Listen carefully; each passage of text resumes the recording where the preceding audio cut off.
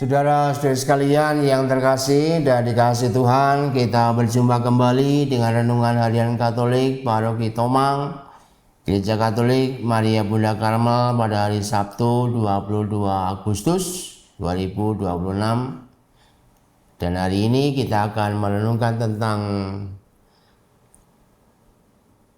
hidup yang didasarkan oleh pencarian akan Tuhan. Lalu teks yang kita baca sebagai dasar adalah Injil Matius bab 23 ayat 1 sampai 12. Ada banyak gambaran untuk mengungkapkan tentang hakikat hidup di dunia ini. Misalnya, sebagai contoh, falsafah Jawa menyebut urip kuwi mung mampir ngombe. Artinya adalah hidup itu hanya sebatas singgah untuk minum. Falsafah ini mau menjelaskan bahwa hidup kita di tengah dunia ini sebenarnya hanya sebentar dan juga sementara. Ini sebentar dan sementara, maka kemudian dikatakan singgah. Di balik kata-kata ini terdapat keyakinan bahwa ada hidup kekal yang menjadi tujuan semua orang, karena ini hanya singgah saja, masih akan meneruskan perjalanan. Dengan memahami falsafah ini, kita diantar untuk senantiasa waspada terhadap hidup dan berusaha mencari yang paling inti dalam hidup ini sehingga bisa mencapai hidup yang kekal. Dalam konteks inilah mari kita melihat 3 pencarian penting dalam hidup beriman seturut teks kitab suci yang kita baca pada hari ini. Yang pertama tentang mencari Allah. Yohanes dari Salib, seorang mistikus yang unggul dalam gereja Katolik, mengungkapkan bahwa pada hakikatnya hidup kita ini adalah sebuah pendakian rohani menuju Allah. Ia lantas membuat sketsa dalam lukisan mendaki Gunung Karmel. Dalam mendaki ada banyak hal yang mesti ditinggalkan. Entah keinginan jasmani, entah itu keinginan rohani. Agar sampai di puncak gunung, yaitu Yesus Kristus sendiri. Jadi mendaki ke puncak gunung karena di puncak disitulah sebenarnya Yesus ada.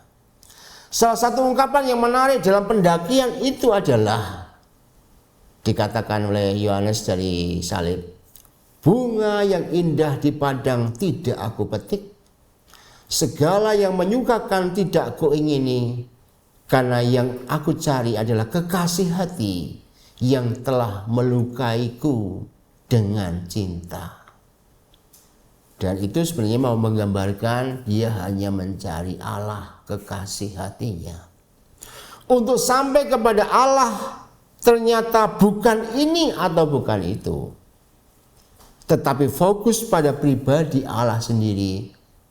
Dan di antara sekian banyak tawaran untuk dipilih, Yohanes dari Salib mengajak kita untuk tetap fokus memilih Allah yang ada di puncak tersebut. Demikianlah dalam kitab suci hari ini, Yesus menegur ahli-ahli Taurat yang paham akan Taurat dan orang-orang Farisi yang rajin melaksanakan kewajiban hukum Tuhan. Mereka tampaknya baik, saleh, dan suci, namun mereka terjebak pada keindahan sesaat sehingga berhenti untuk menikmati keindahan tersebut dan lupa akan tujuan utama, yakni mendaki sampai di puncak.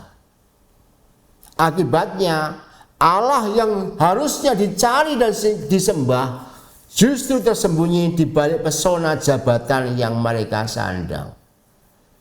Jadi kemudian mereka berhenti menikmati jabatan yang mereka alami sebagai orang yang paham Taurat dan orang yang telah melakukan kewajiban hukum Taurat. Inilah yang mesti kita pahami, ternyata kenapa Yesus mengecam mereka, karena mereka berhenti di titik itu Akhirnya bukan Allah yang dicari dalam pendakian hidup ini, tapi kemudian mereka terjebak pada pencarian diri sendiri. Jadi Allahnya itu sebenarnya adalah dirinya sendiri. Maka ini menjadi peringatan paling penting dalam hidup kita, karena seringkali kita mengatakan aku ini mencari Tuhan, tapi sebenarnya bukan mencari Tuhan. Kita mencari diri kita sendiri dalam kehormatan-kehormatan yang kita sandang. Sekarang mari kita melihat tentang mencari pengertian.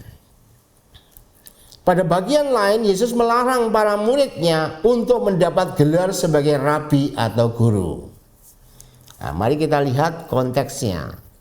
Dalam pendidikan Yahudi ada 5 tahapan penting seturut umur yang mereka lakukan. Yang pertama, sekolah yang namanya Mikra. Itu mereka diajar untuk membaca Taurat. Ini dilakukan mulai umur 5 tahun. Kemudian tahapan berikutnya adalah Misna. Mereka mempelajari tradisi lisan. Ini mulai dilakukan ketika umur 10 tahun. Lalu ketiga adalah tentang Talmud. Mereka belajar berargumentasi dan berlatih diskusi. Ya, tentu saja itu semua tentang Taurat pada usia 13 tahun. Kalau zaman Yesus itu 12 tahun. Kemudian tahapan yang keempat adalah Midrash. Itu mereka mulai menafsirkan Taurat. Ini terjadi pada usia mulai 20 tahun. Dan akhirnya mereka akan disebut rabi ketika sudah menuntaskan seluruh pelajaran Taurat sampai khatam, dan kemudian mereka boleh mengajar di depan umum sejak usia 30 tahun. Maka jangan heran Yesus mulai berkarya di tengah dunia bukan pada umur 20 tahun. Karena dalam pengalaman pembelajaran Yahudi, ya rabi itu setelah 30 tahun. Jadi setelah matang keseluruhannya. Ada perjalanan panjang untuk belajar Taurat, belajar tentang hukum Tuhan, sampai seseorang layak disebut rabi. Nah, sekarang kan berhadapannya dengan ahli Taurat dan orang-orang Farisi. Mereka yang sudah paham tersebut. Maka problem umum yang terjadi biasanya adalah orang merasa puas dengan apa yang telah mereka capai. Dalam konteks zaman itu, rabi adalah gelar terhormat karena telah lulus pendidikan yang sedemikian berat. Disinilah pencapaian itu akan cenderung membuat orang menjadi sombong karena mengetahui tentang banyak hal. Dengan tidak mencari gelar seorang nabi, kata-kata Yesus mengatakan jangan kamu mencari menjadi orang yang mau disebut rabi itu. Artinya kita diminta untuk menjadi seorang murid yang senantiasa terus belajar dari sang guru, yaitu Yesus sebagai guru utama kita. Kadang-kadang kalau kita ini sudah pandai, sudah pintar, kadang-kadang baru selesai kursus CAP misalnya, wah sudah seakan-akan mengerti tentang Allah. Padahal justru semakin kita belajar mengerti, kita semakin mesti terus belajar pada guru sejati, yaitu Tuhan. Nah, daripadanya kita akan belajar atau bersekolah kerendahan hati. Dalam kitab Amsal bab 21 ayat 1 ditulis, siapa mencintai didikan, mencintai pengetahuan, tetapi siapa membenci teguran adalah dungu. Maksudnya adalah kita jangan sampai merasa sudah pada posisi yang paling top, atau sudah merasa mengerti tentang segala sesuatu, atau sudah merasa cukup pintar dalam ini atau itu berkaitan dengan Taurat misalnya atau kitab suci misalnya. Semakin pintar sebenarnya kita ini akan semakin dungu. Karena menyangka bahwa kita telah mengerti segala-galanya dan justru berhenti untuk terus belajar sebagai murid dari guru utama, yakni Tuhan Yesus. Itulah kenapa di sini kita diajak untuk sungguh-sungguh mencari pengertian. Sekarang mari kita melihat bagian yang ketiga, yaitu mencari kebijaksanaan.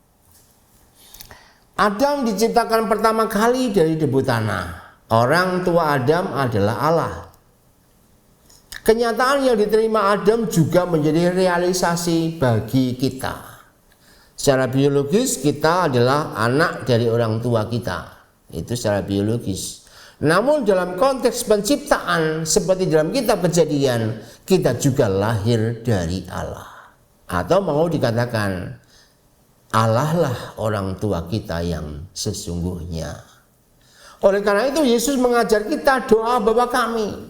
Jadi kenapa doa Bapa kami? Karena kita diajar atau kita disadarkan kembali bahwa kita ini adalah anak-anak yang memiliki orang tua yang sesungguhnya, yaitu Allah. Setiap kali kita berdoa Bapa kami yang ada di surga, secara rohani Allah itu adalah Bapa kita yang sejati. Apalagi melalui pembaptisan kita disebut sebagai anak-anak Allah. Kita dilahirkan kembali dalam Roh Kudus sehingga kita diilahikan dan menjadi satu keluarga dengan Allah sendiri. Dengan tidak menyebut siapapun di bumi ini sebagai Bapa, berarti tidak ada seorang pun yang saleh, baik dan tanpa dosa seperti Allah Bapa kita. Kita memang harus menghormati sesama, namun maksudnya adalah ketaatan utama kita hanya kepada Allah sebagai sumber, asal, dan hidup kita masing-masing. Allah adalah tujuan dari segala sesuatu. Dialah yang akan membuat kita semua sungguh-sungguh sebagai anak Allah yang sesungguhnya. Sehingga dengan demikian, dalam Dialah kita akan menemukan kebijaksanaan yang sejati. Artinya kalau kita bisa mengerti tentang rangkaian ini, maka kita akan menjadi orang yang lebih bijaksana. Karena kita adalah anak-anak Allah dan bukan sembarangan saja. Dan kita kemudian juga bisa akan menghargai orang lain dengan lebih baik.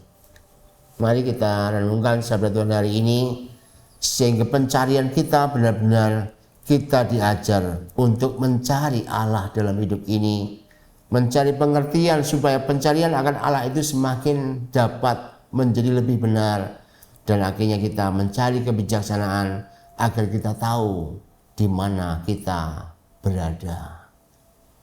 Mari kita heningkan diri sejenak merenungkan sabda Tuhan hari ini. Tuhan memberkati kita.